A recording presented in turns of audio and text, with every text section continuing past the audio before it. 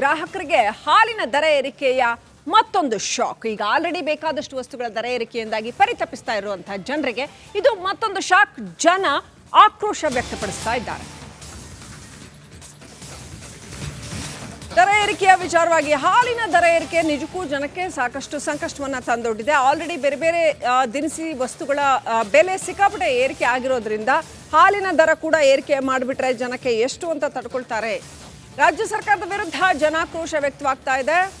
ಹಾಲಿನ ದರ ಏರಿಕೆಯ ಕುರಿತಾಗಿ ಜನರು ಆಕ್ರೋಶ ವ್ಯಕ್ತಪಡಿಸ್ತಾ ಇದ್ದಾರೆ. ಜನಸಾಮಾನ್ಯರ ಜೇಬಿಗೆ ಸರ್ಕಾರ ಕತ್ತರಿ ಹಾಕ್ತಾ ಇದೆ ಅನ್ನುವಂಥದ್ದು ಸಿಕ್ಕಾಪಟ್ಟೆ ಆಕ್ರೋಶ ವ್ಯಕ್ತಪಡಿಸ್ತಾ ಇದ್ದಾರೆ. ಸರ್ಕಾರಕ್ಕೆ ಬೈತಾ ಇದ್ದಾರೆ ಜನಗಳು.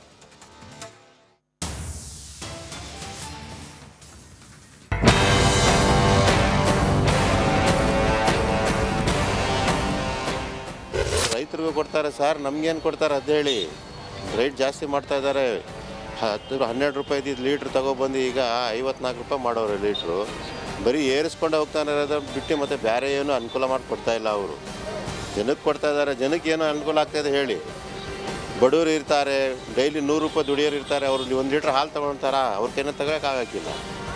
ಎಲ್ಲ ನೋಡ್ಕೊಂಡು ಮಾಡಬೇಕು. ಅವ್ರ ಮನೇನ ತಂದು ಕೊಡ್ಬೇಕು ದುಡ್ಡು. ಅವರು ಒಬ್ಬ ರೈತಿಗೆ ನನಗೆ ಬೆಲೆ ಕೊಡ ಅವ್ರು 5 ರೂಪಾಯಿ ಜಾಸ್ತಿ ಕೊಡ್ತಾರೋದು ನಮ್ಗೆ ಒಳ್ಳೆಯದು. ನಾನು ಹಾಲು ಹಾಕ್ತಾಯಿದ್ದೀನಿ ಡೈಲಿ 15 ಲೀಟ್ರ್ ಹಾಲು. 2 ಟೈಮಿಂದ 30 ಲೀಟ್ರ್ ಹಾಲು ಹಾಕ್ತೀವಿ. ಏನು ಇಲ್ಲಿ ಅಂಗಡಿಲಿ ಕೊಂಡ್ಕೊಳ್ಳೋ ಅಂತಾರೋ ಅಫಿಷಿಯಲ್ಗಳು ಇವತ್ತು ಬೂಸು ರೇಟ್ ಏನು, ದನಿ ಮೇವಿಂದೇನು, ಅವ್ರು ಮೇಸೋದೇನು, ಹಿಂಡಿ ಏನು, ಬೂಸ ಏನು, ಅದು ಕರೆಯಕ್ಕೆ 1 ಲೀಟ್ರ್ ಹಾಲು ಕರೆಯಕ್ಕೆ ಎಷ್ಟು ಖರ್ಚು ಬರುತ್ತೆ ಗೊತ್ತಾ ರೈತರಿಗೆ. ಸಿದ್ದರಾಮಯ್ಯ ಹೇಳ್ತಿರೋದು ಅವರು ಒಳ್ಳೆ ಇದು ಹೊಟ್ಟೆ ತುಂಬ ರೈತರಿಗೆ ಅನ್ನ ಬಡವರಿಗಿಂತ ಮೊದಲು ಅಕ್ಕಿ ಫ್ರೀ ಅಕ್ಕಿ ಒಬ್ಬ ಮುಂಚೆ ಕೊಟ್ಟರು ತಿನ್ನೋಷ್ಟು ಅನ್ನ. ಈಗೇನು ಮಾಡಿದ್ರು ಸರ್ಕಾರ 2 ಬದಲಾವಣೆ ಮಾಡಲಾಗಿ BJP ಸರ್ಕಾರ ಕಿತ್ಕೊಂಡ್ರು. ಅದರಲ್ಲಿ ಸಿದ್ದರಾಮಯ್ಯ ಮಾಡ್ತಾರೆ ಅಂಥದ್ದು ಖಂಡಿತವಾಗ್ಲೂ ಒಳ್ಳೆ ಕೆಲಸ ಮಾಡ್ದವ್ರು. ತೊಂದರೆ ಆಗೈತಿ ಆಗಲ್ವಾ. ಯಾರೋ ಇರೋ ಅಂಥವ್ರು ತಗೊಂತಾರೆ, ಇಲ್ದವ್ರು ತಗೋ ಹೋಗ್ಬೇಕು ಅಂದ್ರೆ ಭಾರಿ ಕಷ್ಟನೇ ಅಲ್ವಾ. ನೀವೇ ಏನು ಟೋಟ್ಲು ಮಾಡಿ ಜಾಸ್ತಿ ಆಗೈತಿ, ಎಲ್ಲ ಬೆಲೆ ಜಾಸ್ತಿ ಆಗೈತಲ್ಲ. ನಾವು ಹೆಂಗೆ ಜೀವನ ಮಾಡೋದು? ನಾವು ಅಲ್ಲಿ ಇಲ್ಲಿ ಗುಡ್ಡೆ ಹಾಕ್ಯಂಡು ವ್ಯಾಪಾರ ಮಾಡೋದು. ಅವರೇನು 2 ಕಾಸು ಕೊಟ್ಟೋಯ್ತಾರ? ಎಲ್ಲರಿಗೂ ಕಷ್ಟನೇ. ಅದೇ ಹಳ್ಳಿ ರೈತರಿಗೆ ಕೊಡ್ತಾರಂತ ಅವ್ರಿಗೆ ಕೊಡಲಿ ಬಿಡಿ.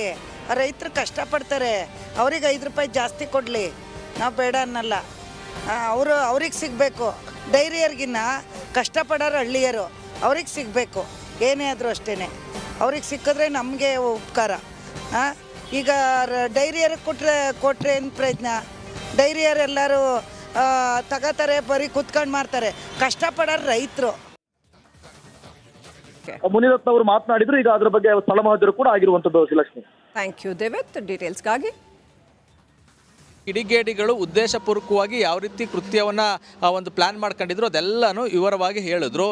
ಜೊತೆಗೆ ಇನ್ನು ಮುಂದೇನಾದರೂ ಶಾಂತಿಯುತವಾಗಿ ನಾಗಮಂಗಲ ಇರಬೇಕು ಅನ್ನೋ ಕಾರಣಕ್ಕೆ ನಾವೆಲ್ಲರೂ ಸಹಕಾರ ಕೊಡ್ತೀವಿ. ಆದರೆ ಕಿಡಿಗೇಡಿಗಳ ವಿರುದ್ಧ ಕ್ರಮ ಆಗಬೇಕು. ಅದ್ರ ಜೊತೆಗೆ ಅಮಾಯಕರನ್ನು ಬಂಧನ ಮಾಡಿದಿರಿ, ಅವ್ರನ್ನ ಬಿಡಬೇಕು. ಯಾಕೆಂದರೆ ಅಮಾಯಕರು ಮನೇಲಿದ್ದಂಥವ್ರನ್ನ ತಗೊಂಡೋಗಿ ನೀವು ಜೈಲಿಗೆ ಕಳಿಸಿದ್ದೀರಿ, ಇದು ಸರಿಯಲ್ಲ, ಅಂಥವ್ರನ್ನ ಬಿಡಬೇಕು ಅಂತ ಹೇಳಿ ಮನವಿ ಮಾಡ್ಕೊಂಡ್ರು. ಅಂತಿಮವಾಗಿ ಏನೋ ಮಾತನಾಡಿದಂಥ ಚಲುವರಾಯಸ್ವಾಮಿ ಅವರು ಅಮಾಯಕರೇನೋ ಇದ್ದಾರೆ, ಅವ್ರನ್ನ ಅರೆಸ್ಟ್ ಮಾಡಿರೋದಂತೂ ನಿಜ. ಅಂಥವ್ರನ್ನ ಚಾರ್ಜ್ ಶೀಟ್ ವೇಳೆ ಅವರ ಹೆಸರನ್ನು ಕೈ ಬಿಡುವಂಥ ಕೆಲಸವನ್ನು ಮಾಡ್ತೀವಿ. ಅದ್ರ ಜೊತೆಗೆ ಚಲುವರಾಯಸ್ವಾಮಿ ಅವರು ಒಂದಷ್ಟು ರಾಜಕೀಯ ಮಾಡೋದು ಬೇಡ ಅಂತ ಹೇಳಿ ಮನವಿ ಮಾಡ್ಕೊಂಡ್ರು. ಈಗ ಒಂದು ಘಟನೆ ಆಗಬಾರ್ದಾಗಿತ್ತು, ಆಗೋಗಿದೆ. ಆದರೆ ಈ ಥರದೊಂದು ಘಟನೆ ಮುಂದೆ ಆಗಬಾರ್ದು ಅಂದರೆ ರಾಜಕೀಯ ಇದರಲ್ಲಿ ಆಗಬಾರ್ದು, ರಾಜಕೀಯ ಮಿಶ್ರಣ ಆಗಬಾರ್ದು ಅಂತ ಹೇಳಿ ಮನವಿ ಮಾಡ್ಕೊಂಡ್ರು. ಜೊತೆಗೆ ಏನು ನಿನ್ನೆ ಕುಮಾರಸ್ವಾಮಿ ಅವರು ಒಂದಷ್ಟು ಟೀಕೆ ಮಾಡಿದರು, ಅದಕ್ಕೂ ಕೂಡ ಸಾಫ್ಟಾಗಿ ಉತ್ತರ ಕೊಡುವಂಥ ಒಂದು ಕೆಲಸವನ್ನು ಮಾಡಿದ್ರು. ಅವರು ನಿನ್ನೆ ಪರಿಹಾರವನ್ನು ಕೊಟ್ಟೋಗಿದ್ದಾರೆ, ಅದಕ್ಕೆ ಅಭಿನಂದನೆಯನ್ನು ಸಲ್ಲಿಸ್ತೀವಿ. ಜೊತೆಗೆ ನಾವು ಕೂಡ ಅವರಿಗೆ ಪರಿಹಾರವನ್ನು ಕೊಡಿಸೋ ನಿಟ್ಟಿನಲ್ಲಿ ಸರ್ಕಾರಕ್ಕೆ ಒಂದು ವರದಿಯನ್ನು ಸಿದ್ಧ ಮಾಡಿ ಕಳಿಸ್ತೀವಿ. ಪರಿಹಾರ ಕೊಡಿಸುವಂಥ ಕೆಲಸವನ್ನು ಮಾಡ್ತೀವಿ. ಜೊತೆಗೆ ಶಾಂತಿ ಸಾಧಿಸುವಂಥ ನಿಟ್ಟಿನಲ್ಲಿ ಎಲ್ಲ ರೀತಿಯ ಪ್ರಯತ್ನಗಳಾಗ್ತವೆ ಅಂತ ಹೇಳಿದ್ರು. ಜೊತೆಗೆ ಏನು ನಾಳಿದ್ದು ಸೋಮವಾರ ಮುಸ್ಲಿಮರ ಹಬ್ಬ ಇದೆ, ಅವತ್ತು ಕೂಡ ಒಂದಷ್ಟು ಬಂದೋಬಸ್ತನ್ನು ಮಾಡ್ಕೊಂಡು ಇಡೀ ಸಮಾಜವನ್ನು ಶಾಂತಿಯುತವಾಗಿ ನೆಲೆಸೋ ನಿಟ್ಟಿನಲ್ಲಿ ನಾವು ಪ್ರಯತ್ನವನ್ನು ಮಾಡ್ತೀವಿ. ಅದಕ್ಕಾಗಿ ಅಧಿಕಾರಿಗಳು ಒಂದಷ್ಟು ಕೆಲಸವನ್ನು ಮಾಡ್ತಾರೆ. ಜೊತೆಗೆ ಸಾರ್ವಜನಿಕರಲ್ಲೂ ಮನವಿ ಮಾಡ್ಕೊಂಡಿದ್ದೀವಿ ಅಂತ ಹೇಳಿದ್ರು. Srilakshmi, thank you Anand. ಡೀಟೇಲ್ಸ್ಗಾಗಿ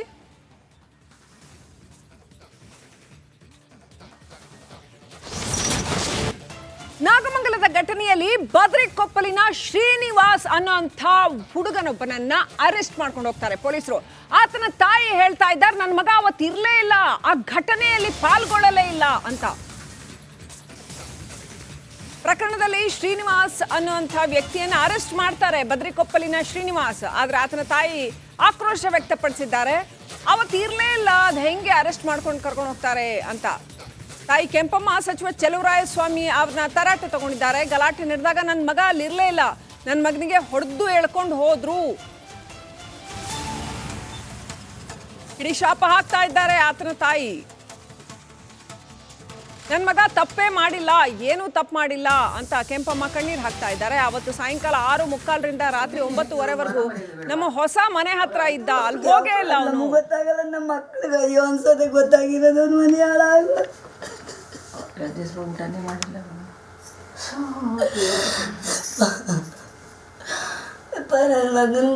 ಅವ್ರಿಗೆ ತಗಲಿ ಅವ್ರ ಮಾನ ಮರ್ಯಾದೆ ಬೇಡವಾ, ಅವ್ರು ಅದಕ್ಕೋಸ್ಕರನೇ ಇರೋರು.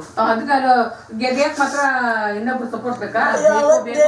ಓಟ ಇವತ್ತ ನಮ್ಮ ಮಕ್ಕಳನ್ನ ಬೇಡಂಗ್ ಮಾಡೋರೆ ಮಿನಿಸ್ಟರ್ಗಳು. ಬೇಕು ಅಂತ ಸಹಾಯ ಮಾಡ್ಕೊಳ್ಳೋದು, ಬೇಕಿಲ್ಲದೆ ಕುತ್ತಿಗೆ ಕೂತ್ಕೊಳ್ತದ್ದು. ಈ ಕಾಂಗ್ರೆಸ್ ಬರಲಾಗೆ ಅರ್ಧ ಮುಸ್ಲಿಮ್ಸ್ ಅವ್ರಿಗೆ ಸಪೋರ್ಟ್. ನನ್ನ ಮಗನ್ನೇ ಬೇಡಂಗ್ ಎಲ್ಲರೂ ಒಂದೇ ಬೇಡ, ಮುಸ್ಲಿಂ ಬೇರೆ ನಾವು ಬೇರೆ ಏನಿಲ್ಲ, ಎಲ್ಲ ಒಂದೇ. ನಾಗಮಂಗಲದ ಗಲಭೆಯಲ್ಲಿ ಅಮಾಯಕರನ್ನ ಪೊಲೀಸ್ನವರು ಬಂಧನ ಮಾಡ್ತಾ ಇದ್ದಾರೆ. ಸಾಕಷ್ಟು ಅಮಾಯಕರನ್ನ ಪೊಲೀಸ್ನವರು ಬಂಧನ ಮಾಡಿದ್ದಾರೆ ಅನ್ನೋದನ್ನು ಸ್ವತಃ ಸಚಿವ ಚೆಲುವರಾಯಸ್ವಾಮಿ ಅವರೇ ಒಪ್ಕೊಂಡಿದ್ದಾರೆ. ಶ್ರೀನಿವಾಸ್ ಎಂಬಾತನನ್ನು ಕೂಡ ಅರೆಸ್ಟ್ ಮಾಡಿದ್ದಾರೆ.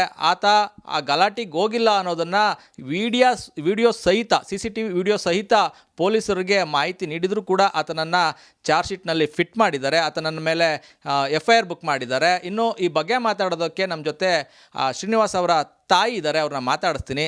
ಅಮ್ಮ, ನಿಮ್ಮ ಮಗನನ್ನು ಬಂಧನ ಮಾಡೋದಕ್ಕೆ ಪೊಲೀಸ್ನವರು ಎಷ್ಟು ಗಂಟೆಗೆ ಬಂದಿದ್ದರು? 2 ಗಂಟೆ ಸ್ವಾಮಿ.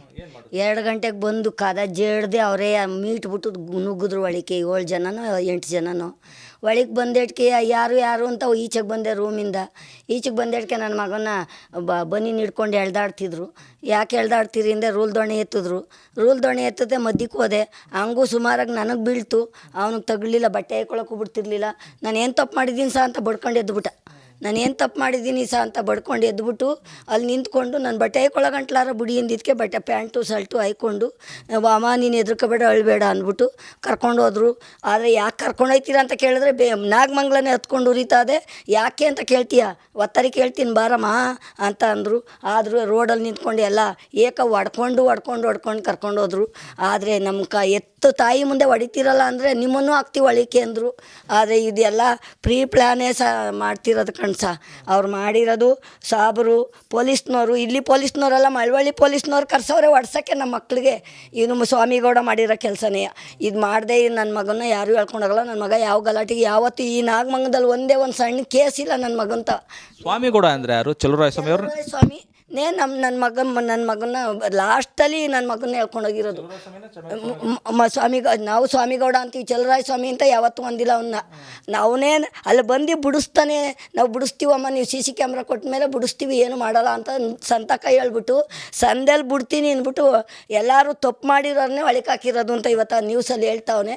ಅವ್ನಿಗೆ ಧರ್ಮವೋ ಕರ್ಮವೋ ನನಗೆ ಗೊತ್ತಿಲ್ಲ. ಅವ್ನು ನಿಜವಾಗ್ಲೂ ಅವ್ನಿಗೆ ಒಳ್ಳೇದಾಗಲ್ಲ. ಅವನ ಮಗ ಅವನ ಹೆಂಡ್ತಿ ಸತ್ತಾಗಲೇ ಅವ್ನಿಗೆ ನೋವು ಗೊತ್ತಾಗೋದು. ನನ್ನ ನೋವು ಏನು ಅಂತ. ನಾನು ಇರೋದು ಒಂದು ಮಗ, ಗಂಡ ಇಲ್ಲ. ನನ್ನ ಮಗ ಇರೋದು ಒಬ್ಬ ಮಗನ ಎಳ್ಕೊಂಡು ಎಳ್ದಾಡಿ ಹೊಡ್ಕೊಂಡು ಕರ್ಕೊಂಡು ಹೋಗೋರೆ. ಇವತ್ತು ನನ್ನ ಮಗ ಬಿಡೋವರೆಗೂ ನಾವು ಏನು ಆಗಬೇಕು, ಏನು ದಿಕ್ಕ್ಯಾರು ನಮಗೆ. ನಾನು ಒಬ್ಬಳೇ ಇದ್ದೀನಿ. ಈಗ ನೆಂಟ್ರಿಸ್ಟ್ರು ಬಂದು ಕಣ್ಣೀರು ಹಾಕ್ತಾಳೆ ಅಂತ ನಾವು ಸಮಾಧಾನ ಹೇಳ್ಬಿಟ್ಟು ಹೋಯ್ತಾರೆ. ನನಗೆ ಯಾರು ದಿಕ್ಕು? ಏನು ಬೇಕು ಅಂತ ಮಾಡಿರೋದೇ ಸ್ವಾಮಿ. ನನಗೆ ನನ್ನ ಮಗನ್ನ ಬೇಕು ಅಂತ ಲಾಸ್ಟಲ್ಲಿ ಹೆಸ್ರು ಹೇಳಿ ಕರ್ಕೊಂಡೋಗಿ ಚಾರ್ಜ್ ಶೀಟ್ ಹಾಕವ್ರೆ, FIR ಮಾಡವ್ರೆ. ನಾವು CC ಕ್ಯಾಮ್ರಾ ಕೊಟ್ಟಿದ್ವಿ. ಡಾಕ್ಟ್ರು ಮಂಡ್ಯಕ್ಕೆ ಹೋಗಿ ಈಗ ಹೋದ ತಿಂಗಳು ಹುಷಾರಿರಲಿಲ್ಲ, ಮಂಡ್ಯಕ್ಕೆ ಹೋಗಿ ಎಲ್ಲ ಚೆಕಪ್ ಮಾಡಿಸ್ಕೊಂಬಂದಿರೋ ಫಾರಮ್ಗಳು ಕೊಟ್ಟಿದ್ದೀವಿ. ಆಸ್ಪತ್ರೆದ ಹುಷಾರಿಲ್ಲ, ಅವನಿಗೆ ಕಾಲು ಊದ್ಕೋತಿದ್ದ ಮಂಡಿಯಿಂದ ಕೆಳಿಕೆ. ಅದೆಲ್ಲನೂ ಕೊಟ್ಟು ನನ್ನ ಮಗನ್ನ ಬಿಟ್ಟಿಲ್ಲ. ಇವತ್ತು ನನಗೆ ಎಷ್ಟು ನೋವು ಅದೇ ಅಂತ ಯೋಚನೆ ಮಾಡಿ ನನಗೆ ಸಾಕಾಗೋಗದೆ. ಕೈ ತಡ್ಕೊ. ಕ್ಯಾಮ್ರಾಮನ್ ಜೊತೆ ಆನಂದ್, ರಿಪಬ್ಲಿಕ್ ಕನ್ನಡ, ಮಂಡ್ಯ.